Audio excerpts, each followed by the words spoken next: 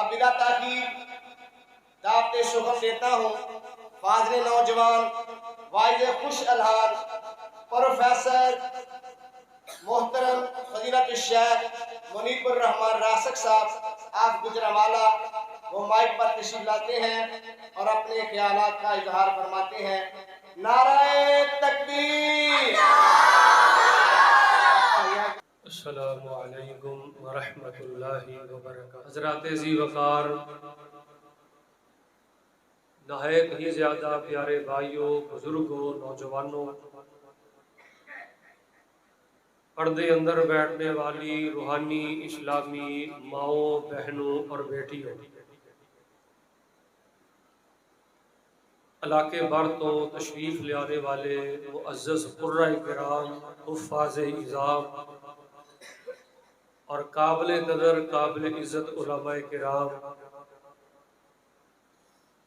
اللہ پاک دا بہت بڑا ساڈے تے فضل ہویا ہے، بہت بڑی اللہ پاک دی رحمت ہوئی ہے کہ اسی دینی پروگرام نو اللہ دے دین دی بات کو سیکھن سمجھن واسطے اللہ دے گھر اندر بیٹھے ہیں۔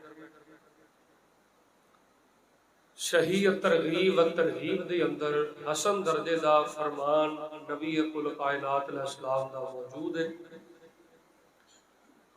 آپ علیہ السلام نے فرمایا جیڑا بندہ اللہ دے گھر دے اندر آ کے رہ جاتا ہے، اللہ دے دین دی بات کو سیکھدا سمجھدا ہے، ہمتن گوش ہو کے بیٹھدا ہے، سراپا ہوش ہو کے بیٹھدا ہے، موبائل نہ نہیں کھیڑدا، اکھاں دے اشارے نہیں کردا۔ میں دیکھ رہا کئی نوجوان اشارے کر رہے ہیں، ہتھاں دے اشارے نہیں کردا، دند نہیں کڈدا، شرارتاں نہیں کردا، ہمتن گوش ہو کے پوری توجہ نہ بہندا ہے۔ آپ علیہ السلام نے فرمایا آؤن والا، اللہ دے گھر آ کے بہن والا، وہ اللہ دا مہمان بن جاندا ہے تے اللہ پاک اس دے میزبان بن جاندے ہیں۔ مل کے بولو، کٹھے بولو، میرے سمیت سارے سمیت اسی کدے اس وقت مہمان ہاں؟ کوئی شک جے تے بولو، نہیں تے نہ بولو، کدے مہمان ہاں؟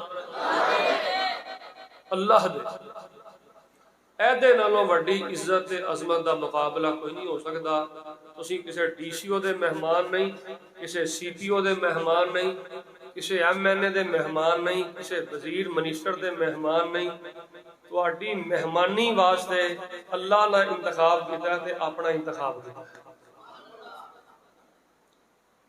میں اپنی بات کا آغاز کر چکے ہوں، بہت میرا دل خوش ہویا ہے آ کے اللہ دا گھر ویکھ کے اور سامعین دی توجہ ویکھ کے اور نہایت زیادہ فکری علمی پروگرام ویکھ کے، مسجد دی انتظامیہ دا ماحول ویکھ کے، اور محترم پیارے قاری صاحب، کی نام ہے قاری صاحب دا؟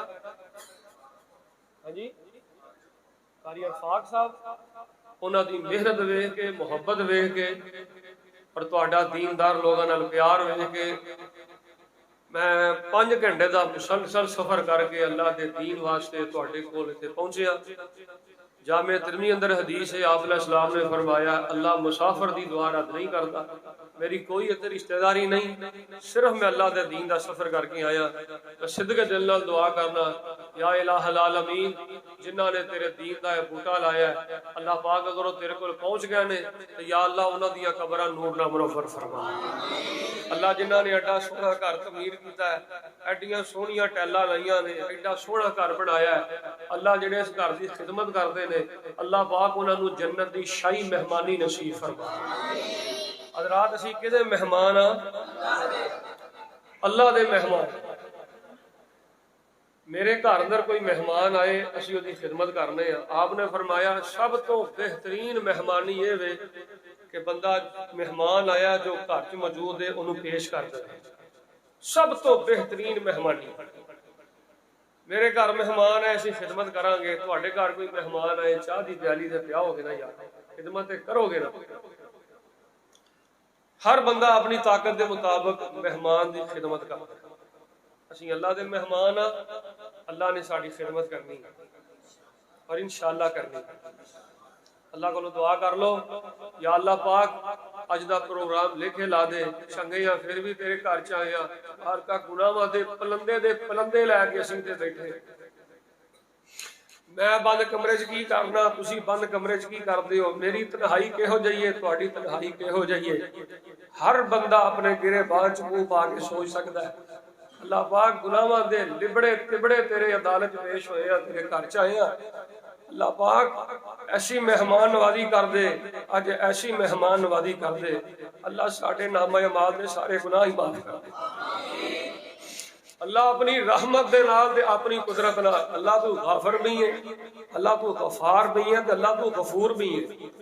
غافر دا معنی ہوندا ہے، غافر دا معنی ہوندا ہے معاف کرنے والا، غفار دا معنی ہوندا ہے بہت زیادہ معاف کرنے والا، غفور دا معنی ہوندا ہے ہمیشہ ہی معاف کرنے والا۔ شیشہ پتنی دے باشیو تہاڈا رب معاف بھی کردا جے، بہت زیادہ معاف کردا جے تے ہمیشہ معاف کردا جے۔ تواڈے رب دی معافی ختم نہیں ہو سکتی۔ دعا کرو اللہ ایسی مہمان نوازی کرے جویں میلدار چٹا کپڑا مشین چ پائیے تے صاف ہو جاندا ہے۔ اللہ اس طرح ساڈے نامہ اعمال نو ساڈے گناہاں تو صاف کر دے۔ دوسری جڑی اہم بات میں تواڈے پیچھے خدمت کرنا چاہنا، یا الہ العالمین، بڑی عزت والی گل ہے، کائنات دی سب تو برکت والی جگہ تے تو سانوں پایا۔ نبی پاک نے فرمایا سب تو گندی ترین جگہ بازار ہے تے سب تو برکت والی جگہ گھر ہے۔ صحیح البخاری اندر ہے سب تو برکت والی جگہ اللہ دے گھر نے، مسجداں نے۔ اللہ دے مہمان بنے ہو، پہلے تسی نا اپنی اہمیت نو اجاگر کرو کہ تہاڈی اہمیت اللہ دے ہاں کنی ہے۔